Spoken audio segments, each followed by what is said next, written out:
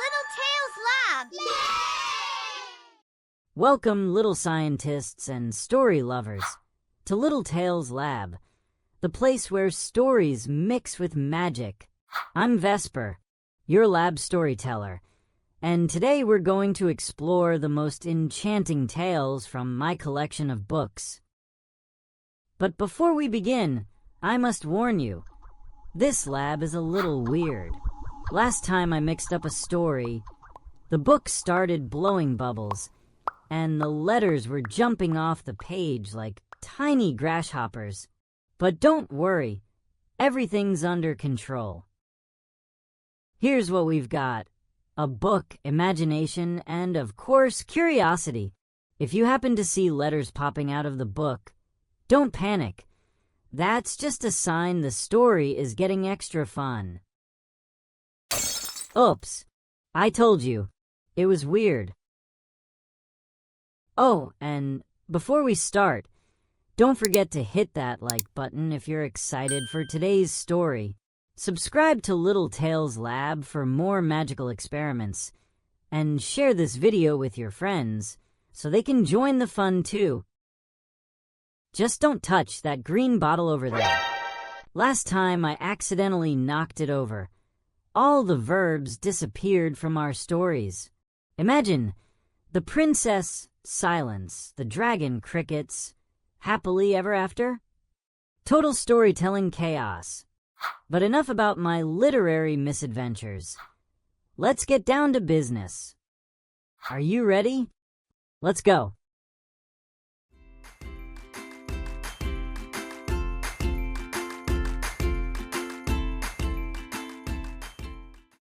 Riff was a boy whose imagination was as vast as the universe itself. Every night, he would gaze out the window of his room, watching the stars that winked at him, calling him to incredible adventures. One morning, as he ate his ordinary cereal for breakfast, he decided to do something extraordinary: travel to Mars. Not by rocket or spaceship, but on foot. Because if he could walk to school every day, why couldn't he walk to the red planet? He carefully packed his favorite blue backpack. Inside, he placed a flashlight, because he'd heard Mars was quite dark, snacks, the journey was long, after all, a compass, so he wouldn't get lost in the endless cosmos, and his journal, where he planned to record all his incredible discoveries. Mars is very far away, Riff. His mother laughed as she watched him prepare for the trip. But Riff just shook his head, adjusted his red cap, and said, If I can walk to school, I can walk to Mars too. Leaving the house, Riff headed toward the hill behind town, the place where the sky seemed closest. On the way, he was met by a large gray owl, who nodded wisely and pointed him toward the forest. It whispered, That's where the star path begins. The forest was magical and alive. The trees rustled, and the leaves murmured warnings. Careful. Some roots grab. Riff hopped like an astronaut in zero gravity, avoiding roots that slithered back into the ground the moment he stepped over them. At the edge of the forest stood a bridge. The bridge was shrouded in mist and utterly unreal.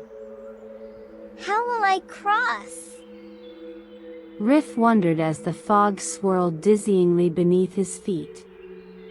Then he spotted a small boat with a sail made of leaves, which gently carried him to the other side. When he emerged from the forest, the sky had changed. The stars grew larger and closer, and before him floated a spaceship, made of paper. That's my ride! Riff shouted, leaping inside. The ship took off, and Riff watched in wonder as Earth shrank into a tiny blue marble. The journey wasn't without danger. A meteoroid storm struck, but Riff quickly fashioned a shield from his blanket, and the pebbles bounced off like hailstones.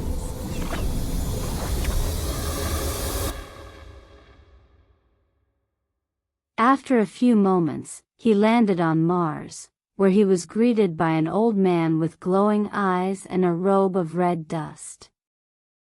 Are you seeking the lost city? The hermit asked.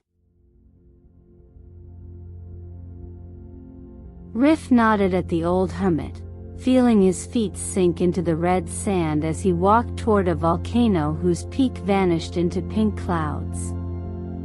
The wind whispered mysterious words through narrow canyons, and with every step he took, the hermit wiped away his footprints with his long sleeves, as if protecting Riff's path from unseen dangers. Suddenly, the ground began to shift beneath his feet. Stone snakes coiled up from the sand, their scales glistening like molten glass, their eyes burning like embers. Who dares walk the land of the Sand King? They hissed, surrounding him in a half-circle. Riff's hand trembled as he dug through his backpack, remembering his grandmother's gift, a small bell. When nightmares press in, ring this, and the bad dreams will flee. The sound echoed through the valley, and the snakes writhed in pain, their bodies cracking like dry twigs. Loud noises! They hate loud noises! Riff realized, ringing the bell even harder until the snakes crumbled into harmless piles of red sand. At the foot of the volcano, Riff spotted a crevice hidden behind a curtain of dust. Inside, the walls were lined with crystals that shimmered like trapped stars. Every step he took created magical tones, and the crystals responded, shifting colors like celestial lanterns. This isn't just a tunnel, it's a portal. He thought, touching the walls and watching the light ripple like water. Everything felt surreal. When he stepped out on the other side, the world unfolded before him in breathtaking splendor. The city was built of living crystal, buildings expanded and contracted like flowers, and the streets were paved with glowing stones.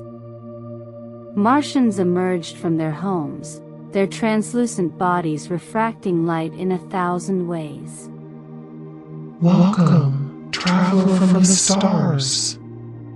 They greeted him, and Riff could see golden streams of light flowing through their veins instead of blood.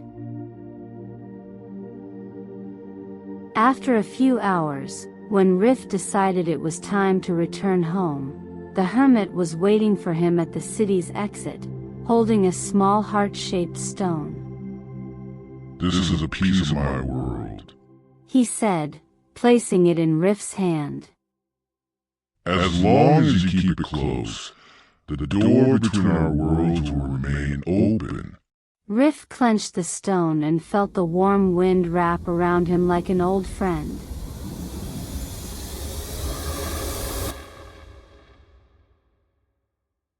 When he opened his eyes, he was standing in front of his house.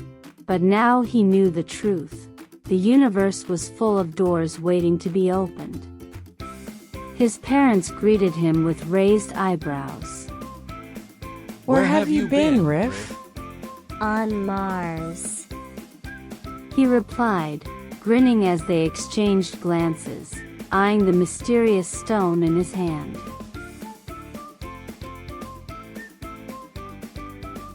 But this was only the beginning. That night, As Riff lay in bed, the stone on his nightstand began to glow with a reddish light, and a cosmic map appeared on his bedroom wall, marking new destinations: the Cloud Labyrinth, the Scattered World, and the Great Space Carnival. Riff knew what it meant. The universe was calling him again.